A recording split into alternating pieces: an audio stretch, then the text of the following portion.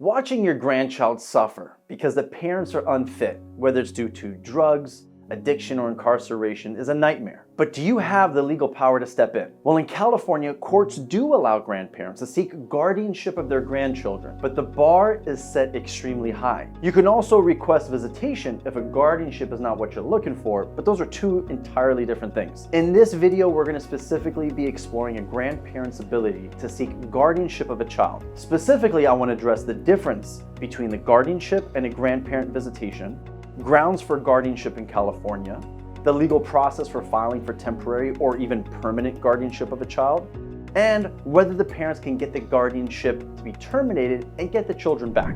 Hi, I'm Sina Mohajer with Mohajer Law Firm. We specialize in family law, estate planning, criminal defense, and personal injury. In these videos, I like to take complex legal issues and try to simplify them so you have a better understanding of your legal rights. So if you like what you hear today, please hit that like button and don't forget to subscribe so you're always informed of any new videos being posted.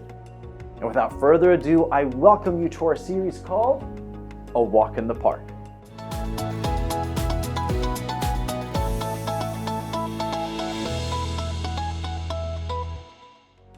So what is the difference between a guardianship and a grandparent visitation? Grandparent visitation is when you ask the court for ordered time to see the child. Usually this is done when one of the parents are either deceased or incarcerated.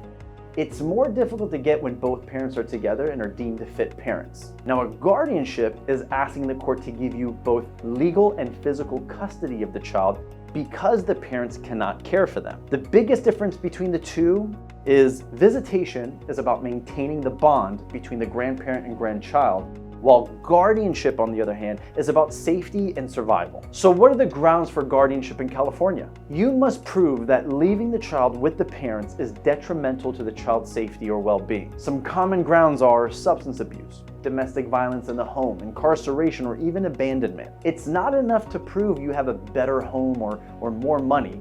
You must prove that the parent's home is unsafe. So legal tip, as I've stated in my prior videos, evidence, evidence, evidence, you gotta gather yours as well. Document everything.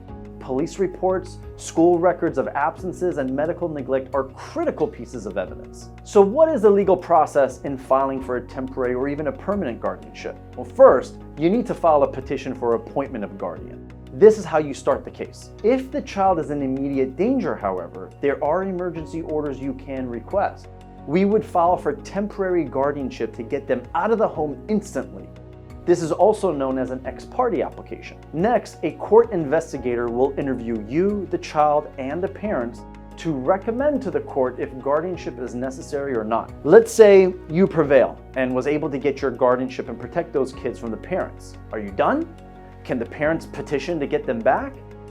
Short answer, yes. Guardianships are not adoptions. It's not necessarily permanent. Now, if parents rehabilitate, meaning they go to rehab, take classes, they show a stable house, they can potentially petition to terminate the guardianship. And having an attorney during this stage, in my opinion, is the most crucial time to have an attorney.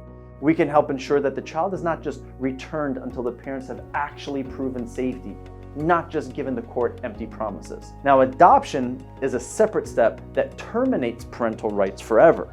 Guardianships only pause it. So to recap, grandparents are often the safety net for children in crisis.